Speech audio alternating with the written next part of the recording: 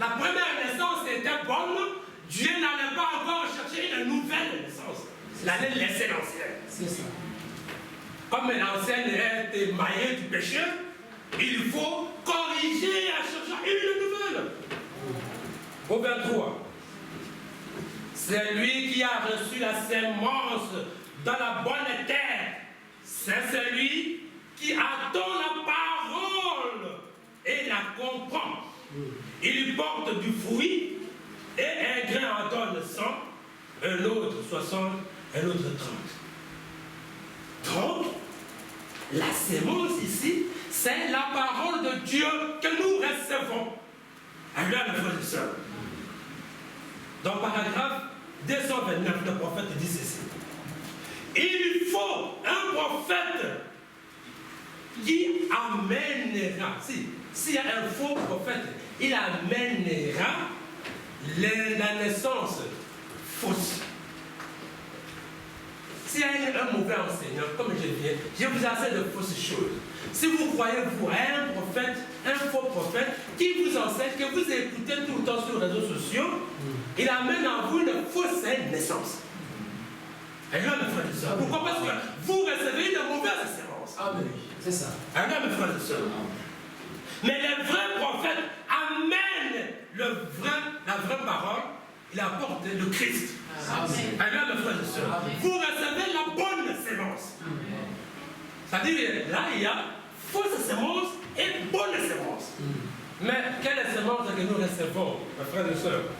Les prédicateurs, nous avons une grosse responsabilité. Quand on se met devant les enfants de Dieu, pour apporter la bonne nouvelle, tu dois être sûr que la sémence que tu amènes auprès des enfants de Dieu, c'est une sémence qui doit donner la vie. Amen. Qui doit donner un réveil, une sémence qui doit apporter le changement. Une sémence qui est Christ. Alors, mes frères et sœurs, qui va donner une vraie naissance. Alors, mes frères et sœurs, plein d'églises, dans Kinshasa, presque chaque rue, il y a une église.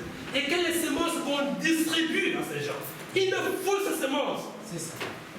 La sémence de la mort. Alors, mes frères et sœurs, nous pouvons avancer. Il dit encore, la parole que nous parlons, que nous enseignons, c'est la sémence. Quand elle tombe à la matrice de l'église, c'est la fécondation. Amen. Alors, mes frères et sœurs, la parole que je donne maintenant là, c'est une sémence. Mais si ça tombe dans une bonne, dans un bon corps, ovule, ça donne l'ovulation. Et l'église a besoin de recevoir cela pour qu'il y ait une ovulation.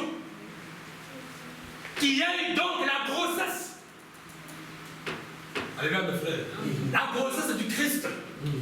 Jésus. Nous sommes ensemble. Amen. Quand ça tombe à la matrice de l'église, c'est la fécondation. Alléluia. Mais on sait bien que quand il y a la fécondation, il y a des signes de la fécondation. Alléluia, mes frères et sœurs. Moi, ça me dit, je vomis. Alléluia. Mais nous, depuis que la fécondation a eu lieu, on ne remet jamais, on ne vomit pas ce que nous avions. On les garde toujours. On garde la colère, on garde la jalousie, on garde la haine. Mais c'est qu'alors il n'y a rien qui s'est passé en vous. Amen. Ça, c'est vrai. Alors, mes frères et sœurs, Amen. vous n'avez rien reçu. Nous sommes d'accord, mes frères et sœurs. Et là, n'oublions pas qu'il y a hybridation aussi. Dans ce monde, on voit bien qu'ils hybrident des plantes. Basui, ADN de telles plantes, Basui, ils font des haricots, des maïs hybrides. Alléluia. Qui ont des natures, des existences. Et vous perdez votre nature. Et nous vivons aujourd'hui dans l'hybridation. Le monde d'aujourd'hui nous hybride, mes frères et sœurs. Pourquoi? Parce que la naissance charnelle contredit la parole de Dieu. Mais comme nous vivons dans ce monde qui contredit la parole de Dieu, nous aussi, nous contredisons la parole de Dieu. Nous recevons beaucoup d'autres prédications, même des païens, même des satanistes. Amen. Vous oubliez qu'il y a des pasteurs satanistes. C'est ça. et qui vous enseignent sur les réseaux sociaux, qui chantent que vous adorez avec eux, qui chantent des guégués ou consorts que nous apprenons, et mettent d'autres semences, et les enfants de Dieu soient hybridés des natures. Regarde, mes frères et sœurs. Nous avons dit que le vrai prophète apporte vrai message, vraie sémence. Nous avons connu une vraie naissance avec les messages de l'air. Vraie naissance avec le message de l'air de notre temps. Ça, c'est le vrai message. Vraie sémence. Regarde, mes frères et sœurs. C'est une sémence venant de Dieu. Cette sémence ne vient pas du prophète Branham. Non. Ça vient de Dieu. Ça vient directement d'en haut. Et donc, dans le prophète la distribue, nous le donne. Regarde, mes frères et sœurs. Mais n'adorez pas le prophète. Parce que le message de Dieu, ce n'est pas lui. Il est tout simplement la bouche autorisée de Dieu. C'est tout. Regarde, mes frères et sœurs. On n'a pas besoin de voir sa photo ici. De voir l'église. Non, non, non. Il est notre frère, notre prophète. Nous l'aimons beaucoup. Par le message qu'il nous a mené. Il nous a donné une autre naissance. Une autre naissance. Nous l'aimons pour ça. C'est tout. C'est ça. Ce n'est pas, on ne doit pas dormir. Commencer à baptiser des gens. On va dans les réseaux sociaux. On baptise les gens avec la photo de Tapana. On plonge quelqu'un à la photo. Je ne sais pas si la photo d'entrepreneur vient baptiser cet homme-là. Et ça, même les païens qui viennent croire au message, ils ne croient plus. C'est-à-dire que tu vas comme un moment. C'est fou, pourquoi ils font ça? Est-ce que Branham est dans la photo là? Est-ce que Dieu est dans la photo? Nous avons détruit le message nous-mêmes. C'est la vérité. Regarde, mes frères et sœurs. Alors qu'on a reçu le vrai message qui pouvait donner de vraies naissances dans les mondes. Mais nous l'avons détruit. Regarde, mes frères et sœurs. Tout ce qui est de l'homme se trouve dans sa sémence. Alléluia. Si à vous il y a des gènes d'une maladie quelconque, les enfants ont la possibilité de contracter la même maladie. Alléluia, mes frères et sœurs. Pourquoi? Parce que cet enfant-là, c'est vous. C'est votre identité. Votre ADN. Il est vous. Alléluia, mes frères et sœurs. Tout ce qui est Dieu se trouve dans sa parole. Vous pouvez compter. Vous, un homme, vous avez placé une sémence. Cette sémence-là, votre rapport là, c'est vous, votre identité. Et quand nous recevons, nous, la parole de Dieu, nous devenons l'identité de Dieu. Amen. Nous devenons Dieu. Amen. Mes frères et sœurs, c'est la même chose. Si vous voulez devenir Dieu, avoir l'identité de Dieu, il faut écouter, il faut emmagasiner, il faut l'avoir. Il faut manger la parole de Dieu. Il faut être de cette sémence. La sémence de l'air. Il faut être de cette sémence. Nous sommes ensemble, mes frères et sœurs. Amen. Quand vous recevez, dit-il, quand vous recevez la parole de Dieu, vous recevez Dieu. Amen. Amen, mes frères et sœurs. C'est lui qui reçoit la parole de Dieu avec joie. Reçois Dieu avec joie. Amen. Mais quand la parole de Dieu est prochaine, tu dors. Tu ne reçois pas Dieu. Amen, mes frères et sœurs. Amen. Mais ce que vous recevez, c'est quoi? Mais c'est Dieu en personne. Amen. Dieu lui-même. Regarde, mes frères et sœurs. Je ne sais pas si on se fait comprendre. Amen. Par le baptême d'eau, vous devenez juste membre de l'Église. Quand vous recevez le baptême d'eau, ce n'est pas ça qui va vous donner une nouvelle naissance. Non. Vous devenez toujours un frère. On l'a vu, il a été baptisé, c'est-à-dire qu'il a refusé de faire le mal, le péché, et comme ça. Mais peut-être que Dieu n'a pas attesté ça, parce que le changement n'a pas eu lieu. Chez les pentecôtistes, si on baptise quelqu'un, il va que tout de suite là, il parle en langue. Pourquoi? Parce que la Bible dit qu'ils vont baptiser les gens, ils vont parler dans notre langue. Les bateaux, je les ai baptisés, mais il y a personne qui parle en langue. Entourant le pays, qui parle en langue. Non, frère. Non. Peut-être que les gens que vous avez baptisés, ils n'ont pas ce don de parler en langue. Ils ont d'autres dons. Parce que le parler en langue est un don. Ce n'est pas donné à... Ne cherchez pas à ceux qui parlent en langue. Maintenant là, parce qu'ils vont parler après s'ils ont ces dons-là. Mais rassurez-vous qu'ils ont reçu la vraie parole. Si déjà vous ne les enseignez pas la vraie parole,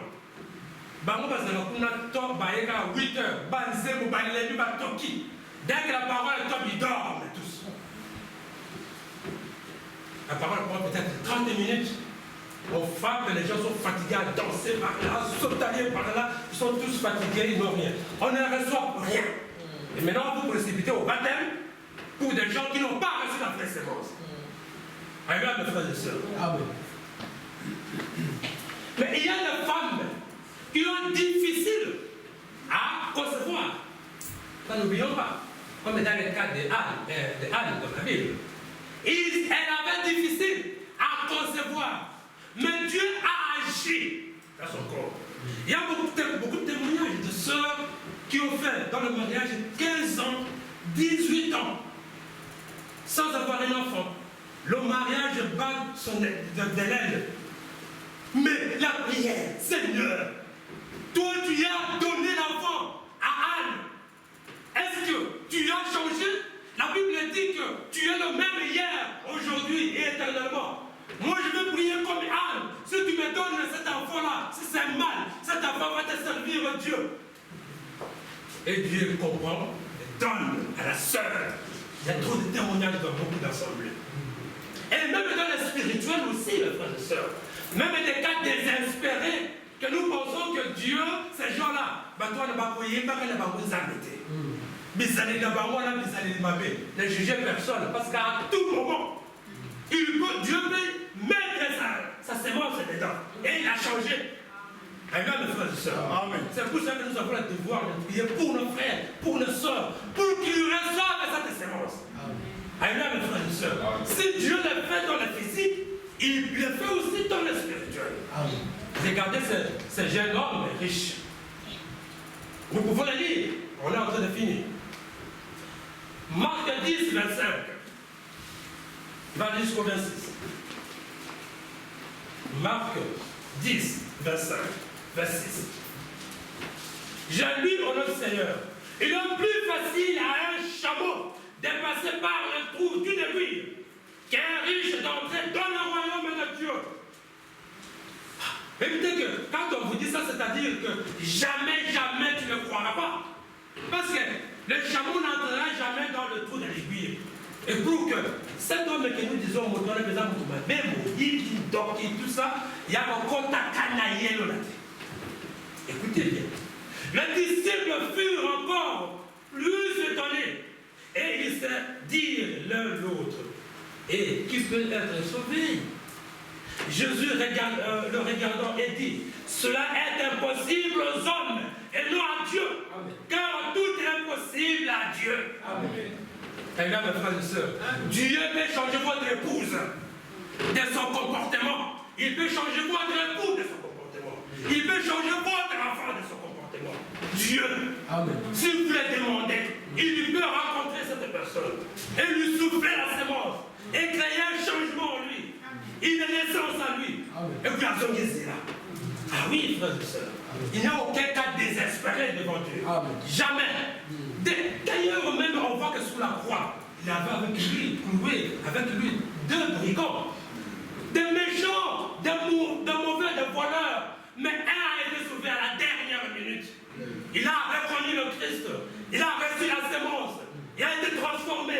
Et Jésus lui a dit ce soir même, tu seras avec moi au paradis. Amen. Mes frères et sœurs, c'était un cas désespéré, ce monsieur sur la croix, qui a été sauvé à la dernière minute. Amen, mes frères et sœurs. Amen.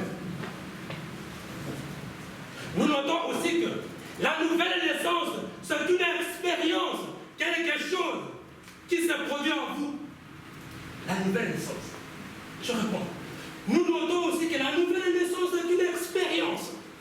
Quelque chose qui s'est produit en vous. Je l'ai dit au début, quand une femme reçoit la sémence d'un homme, quelque chose s'est produit en elle. Elle a mal au ventre. Elle commence à vomir. Les pieds commencent à gonfler. pour des moments qui savent, cet enfant, la Monique a vu quelque chose. La Monique a changé le Guinéen. La Monique a bouillé, tu vois. Il y a une expérience, quelque chose s'est passé. Quand on reçoit une sémence, ça ne reste pas comme ça, sans rien. Il faut une déclic quelque part. On va montrer qu'il y a la sémence là.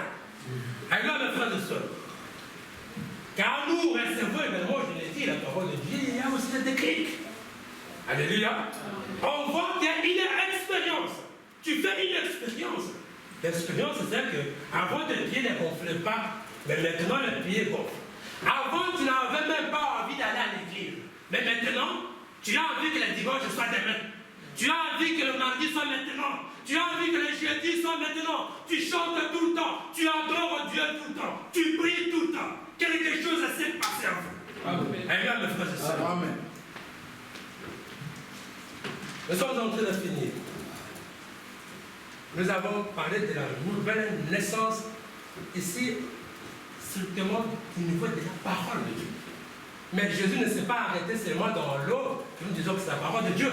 Il a parlé aussi de l'esprit. La nouvelle naissance, mais cette fois-ci en esprit. Alors là, mes frères et sœurs, qu'il n'y ait pas ambiguïté, confusion. Alors mes frères et sœurs. Et nous entrons maintenant dans la nouvelle naissance, mais cette fois-ci en esprit. Alléluia. La nouvelle naissance en esprit, c'est quoi? Le prophète a dit que c'est croire, obéir à l'enseignement biblique. Nous devons croire, obéir. Le problème, c'est que nous écoutons, mais nous ne croyons pas, nous n'obéissons pas. Quand nous écoutons la parole de Dieu, on doit croire, on doit obéir. Alléluia. Si nous voulons avoir une nouvelle naissance en esprit, écouter la parole de Dieu, croire, obéir. Alléluia, mes frères et sœurs. Pourquoi? Parce que c'est un mot grec, nouvelle naissance, naître d'en haut. C'est ça que ça veut dire, le grec. Naître d'en haut, ce n'est pas d'en bas. D'en bas, c'est charnel. Mais d'en haut, quelque chose qui vient d'en haut. Naître du ciel. Alléluia, mes frères et sœurs. C'est ça qui vient d'en haut, qui va rentrer en vous. Mais sachez bien que ça qui vient d'en haut, c'est ça qui va rentrer en haut. Alléluia, mes frères et sœurs. Si vous êtes né seulement d'en bas, vous ne pourrez jamais aller en haut. Quand nous disons qu'on va être enlevé, tu n'iras pas parce que tu n'as qu'une naissance. Une naissance physique. Vous manquez une naissance d'en haut, parce que ce qui vient d'en haut, qui va retourner. Alléluia, mes frères et sœurs. Amen. Qui va rester le jour de l'enlèvement ici? Il n'y a personne. Tout le monde veut aller. Alléluia, mes frères et sœurs. Qui va vivre la tribulation ici? Quand les bombes vont commencer à tomber, les Russes contre les Américains et les Européens. Tu voudras aller. Alléluia, mes frères et sœurs. Et pour aller, Jésus dit, il faut naître de nouveau. Naître dans l'eau et l'esprit. Alléluia, mes frères et sœurs. Il faut que ce qui est en haut entre en vous. C'est ça qui va vous amener. Alléluia, mes frères et sœurs. Sinon, vous restez un homme animal. Tu es né de la terre, tu resteras. Alléluia. Je vais lire 1 Corinthiens 2. Au verset 4. Nous sommes en train déjà de finir. Je vais essayer aussi d'aller vite. Et ma parole et ma prédication ne reposent pas sur le discours persuasif de la sagesse, mais sur une démonstration de l'esprit et de la puissance. Quand vous recevez la parole de Dieu, comme Paul le dit, c'est une démonstration de l'esprit, de la puissance de Dieu en vous. C'est lui qui est né de l'esprit, a la puissance de Dieu. Et il a fait la démonstration. Il peut dire aux gens malades, un malade est ici, il fait la démonstration, il prie, le malade est guéri. Il devient le vrai témoin de Jésus. Ce n'est pas lui qui guérit, il est qu'un témoin, agréé, reconnu de Dieu. Dès qu'il prie, ça se réalise. Il a la puissance d'en haut.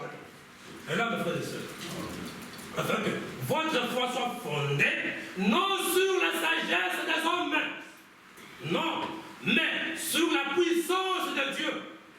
Notre foi ne doit pas fonder sur la sagesse des hommes. Attends la théologie, la Bible dit qu'il y a trois dieux, un Dieu le Père, un Dieu le Fils, un Dieu. Tu as une connaissance théorique des choses, des connaissances scolaires de Dieu. Alléluia. Nous n'avons pas besoin des gens qui ont la connaissance scolaire de Dieu. Mais nous avons besoin des gens qui ont la puissance de Dieu. Alléluia, mes frères et sœurs. La connaissance scolaire là, que tu as appris au séminaire, bon, bah, on a d'abord. Ah, on va te l'équiter. Alléluia, mes frères et sœurs. Amen. Parce que ce sont des hommes qui ont conçu les programmes scolaires là. Des païens qui sont même, je ne sais pas, des gens de science. Alléluia. Amen. Pour comprendre les choses de Dieu, il faut qu'une partie de vous soit, une partie de Dieu soit en vous, dit le prophète. Pour comprendre les choses de Dieu, il faut qu'une partie de Dieu soit en vous. Est-ce qu'une partie de Dieu est en nous? Sinon, on ne comprendra jamais les choses de Dieu. Il faut qu'une partie de Dieu soit en nous, en vous. Il faut que tu sois toi une partie de Dieu. Alléluia. Matthieu 3, 10. Les disciples s'approchèrent et lui dirent, pourquoi leur parles-tu en parabole? Jésus parlait au public en parabole. Et les disciples s'approchent, mais pourquoi tu ne sais pas leur dire quelque chose clairement pour qu'ils comprennent? Alléluia, mes frères et sœurs. Et au 11, Jésus leur répondit, parce que vous avez été donnés de connaître le mystère du royaume des cieux, et que cela ne leur a pas été donné. Ce n'est pas à n'importe qui de comprendre les choses de Dieu, car ceux qui ont été prédestinés à comprendre. Nous pouvons nous plaindre que mes frères et sœurs, ce genre étaient un jour en contact avec la parole de Dieu. Mais ils n'ont pas cette excellence en eux. Ils ne peuvent jamais comprendre les mystères de Dieu. Tout ce que nous prêchons, ils nous traitent de fous, des gens qui n'ont rien, qui cherchent Dieu pour que Dieu leur puisse donner de l'argent, qu'ils soient des hommes riches. Non, frère, ce n'est pas pour cela qu'on est là. Ce n'est pas pour devenir riche, mais pour avoir les royaumes de Dieu, pour être enlevé, partir, pour qu'une partie de Dieu soit en nous. Alors, mes frères et sœurs, ils ne comprendront jamais les mystères de Dieu. Jamais. Pourquoi tu as pas mis à beauté, il va pas les miner à bango,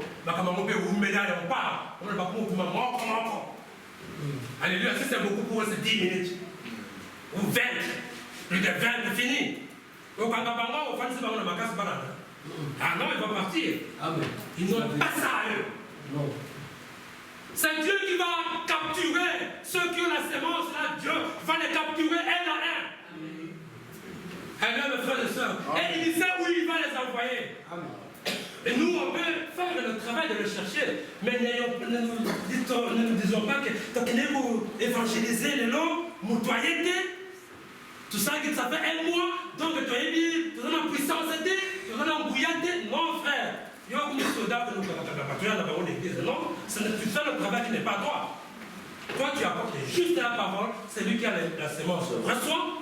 S'il veut être changé, il change, c'est tout. Alléluia, mes frères et sœurs. Jean 8, 43. Nous parlons ici que on ne peut comprendre les choses de Dieu que si vous avez une partie de Dieu en vous. Amen. Amen. Allez, 43, Jean 8. Pourquoi ne comprenez-vous pas mon langage? Amen. Parce que vous ne pouvez pas écouter ma parole. Vous avez pour père le diable. Vous avez en réalité, papa n'a bino, diabolo. Quand on a besoin de papa n'a bino, diabolo. Tu es aussi ça? Oui, déjà c'est quelques minutes, parce qu'on est là. Papa n'a bino, diabolo. C'est lui qui est de Dieu. Écoute la parole de Dieu. Amen. Vous n'écoutez pas parce que vous n'êtes pas de Dieu. Oui. Alléluia, mes frères et sœurs. Amen. Il faut qu'une partie de Dieu soit en vous pour comprendre les choses d'en haut, les choses de Dieu. 1 Corinthiens 2, 21. Qui Quiconque parmi les hommes connaît les choses des hommes, si ce n'est l'esprit des hommes qui est dans lui. Vous voyez, la science, tu connais la mathématique, tu connais la biologie, ce que tu as comme économie, comptabilité, il faut qu'on parle du début à la fin, 10 sur 10, parce que tu as la connaissance des hommes. Mais ce que vous Amen. Mesdames, frères et sœurs, ce n'est pas ton truc, ce n'est pas tes choses. Amen, frères et sœurs. De même, personne ne connaît les choses de Dieu si ce n'est l'Esprit de Dieu en vous. Amen. Tu ne connaîtras jamais les choses de Dieu si l'Esprit de Dieu n'est pas en toi. Je pense qu'on a un peu détaillé tout cela. J'entre dans les naturels. Parce que la Bible nous dit que même la nature vous enseigne des choses. Quand tu vois une poule avec des enfants, quand tu entres dans un monde animal, une poule qui fait et tous se poussent, il pique, parce qu'il a attrapé des choses. Il les appelle, ils viennent tous. Mais dès qu'il voit les bergers, il fait moi, tous ces enfants vont disparaître à la seconde. C'est-à-dire qu'il n'y avait pas un petit poussin ici. Ils se cachent tous. Parce que la maman a annoncé un danger. Ils comprennent le langage à un moment. Mais quand tu me mets là, il fait ça, je vois, il fuit.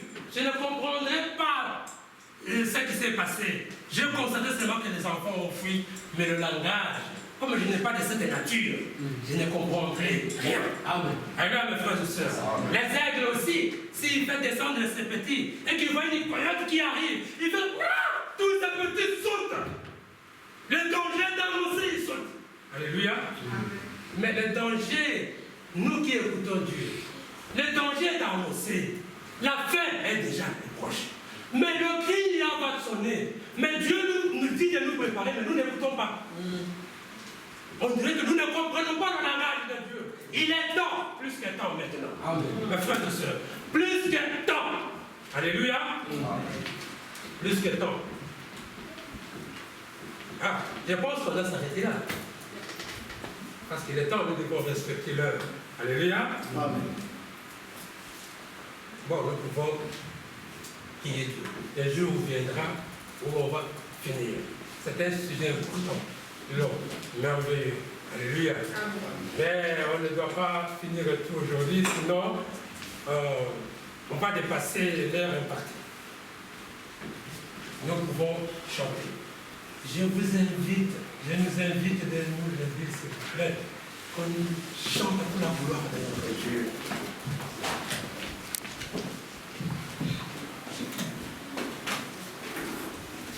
Nami polo, nami polo.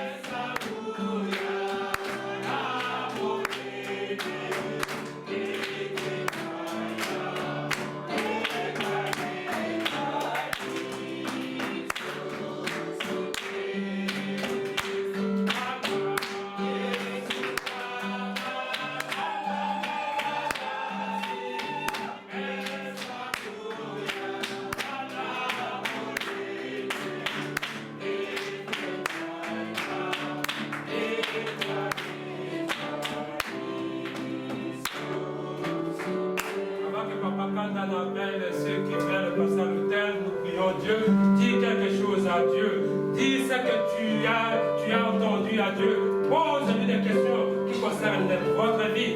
Parle à Dieu. Prions le Seigneur. Alléluia.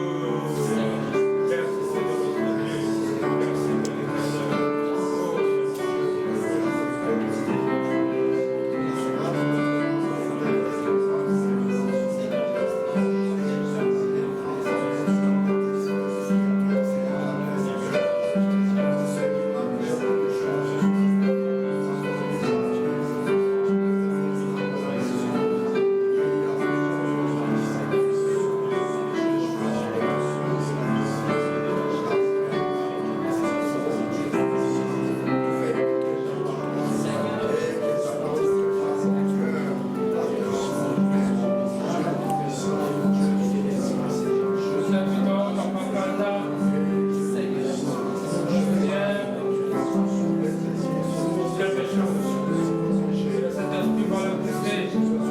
notre Dieu. Merci